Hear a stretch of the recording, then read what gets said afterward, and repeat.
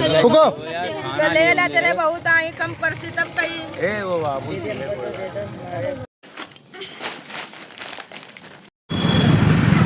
বহুদিনের ইচ্ছা নিজে কিছু করব, নিজে সক্ষম হয়ে কিছু গরিব মানুষের পাশে দাঁড়াবো। সেই স্বপ্ন এখনও পর্যন্ত আমার পূরণ হয়নি, তবে ছোট্ট একটা স্বপ্ন পূরণ আজকে হচ্ছে। আমি আজকে চলে যাচ্ছি ছেলের জন্মদিন উপলক্ষে কিছু মানুষের মুখে হাসি, মানে বাচ্চাদের মুখে হাসি ফোটাতে। কিন্তু সেই স্বপ্নটাও আমার পূরণ হলো না। জানেন তো কেন হলো না? পুরো ভিডিওটা দেখুন, অবশ্যই বলবো। হ্যালো এভরিওয়ান, সবাই কেমন আছেন? আশা করছি সবাই খুব ভালো আছেন। আজকে আমার ছেলের জন্মদিন ছিল, সেই উপলক্ষে বাড়িতে ছোটো করে কেক তো কেটেইছি। যাদের নেমন্তন্ন করেছিলাম তারা সবাই এসেছিলো, মানে দেরি করে এসেছে অনেক। সেই কারণে আমরা ভেবেছিলাম যে আমরা মন্দিরে যাব। মন্দিরে গিয়ে এই যে ছোটো ছোটো বাচ্চাগুলো রয়েছে না, মন্দিরের সামনে একটুখানি প্রসাদের জন্য দাঁড়িয়ে থাকে, তো এদের মুখে হাসি ফোটাবো, কিছু খাবার তুলে দেবো। কিন্তু আমাদের বাড়ির পাশে যে মন্দিরটা ছিল, সেই মন্দিরটায় আমি গেছিলাম, 9টা বেজে গেছে বলে বন্ধ হয়ে গেছে। তাই বাড়ির থেকে অনেক দূরে এসেছি। মনটা একটু খারাপ হয়ে গেছিলো। প্রথমে ভেবেছিলাম হয়তো দিতে পারবো না, হয়তো কালকে আবার আসতে হবে।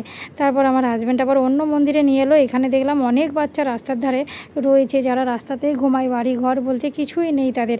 তো ফাইনালি এদেরকে দিলাম। আমার ছেলে তো ভীষণ খুশি হচ্ছে এদেরকে দিতে পেরে।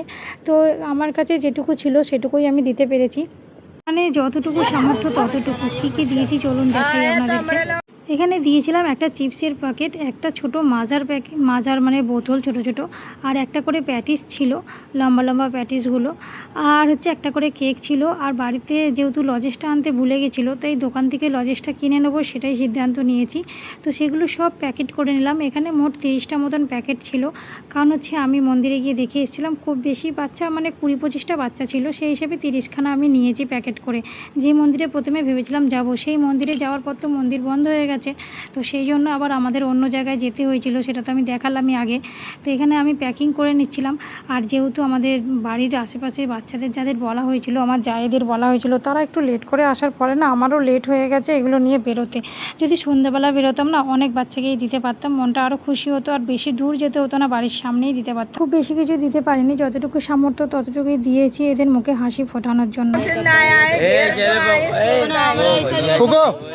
तो ले ला तेरे बहुत आई कम परसी तब ওই মন্দিরে দিয়ে আসার পর এখানে পাশে আর একটা জায়গা ছিল, সেখানে দিতে এসে তো এখানে রীতিমতন ঝগড়া লেগে গেছে। এরা সব, ও বলছে আমাকে আরও দাও, ও বলছে আমাকে দাও, ও বলছে আমার 10টা বাচ্চা, ও বলছে আমার 3টে বাচ্চা, এই নিয়ে ঝগড়া লেগে গেছিলো। আমরা যেহেতু এত বড় প্ল্যান করে বেরোইনি, এতগুলো লোক পেয়ে যাবো ভাবতে পারিনি। যেহেতু মন্দিরের উদ্দেশ্যে বেরিয়েছিলাম, আর সেখানে তো এত থাকে না, আর আশেপাশে রাস্তার ধারে অনেক লোকই ছিল, তাদেরকে দিয়ে দিলাম। তো যতগুলো ছিল সবই শেষ করে দিয়েছি। ফাইনালি দিয়ে চলে এসেছি, দিতে পেরেছি। তো এখানে মন্দিরে দিতে পারিনি, এই মন্দিরটা বন্ধ হয়ে গেছিলো। আমরা অন্য মন্দিরে গিয়ে, আরও কিছু জায়গা আছে যেখানে মানুষ একদম মানে বাড়িঘর নেই, রাস্তায় শুয়ে থাকে, তাদেরকে দিয়ে চলে এসেছি। ফাইনালি একটুখানি করতে পারলাম, মনটা খুশি লাগছে। আর আমার ছেলে তো ভীষণ খুশি, সারা রাস্তা গাড়ি করে আসছে আর বলছে মা আজকে আমি ভীষণ খুশি, ভীষণ খুশি। ওর এই খুশিটাই আমরা দেখতে চেয়েছিলাম। তো কেমন লাগলো ভিডিওটা অবশ্যই জানাবেন। টাটা বাই বাই, সবাই খুব ভালো থাকুন, সুস্থ থাকুন, আশীর্বাদ করুন যেন আমি আরও ভালো কিছু করতে পারি।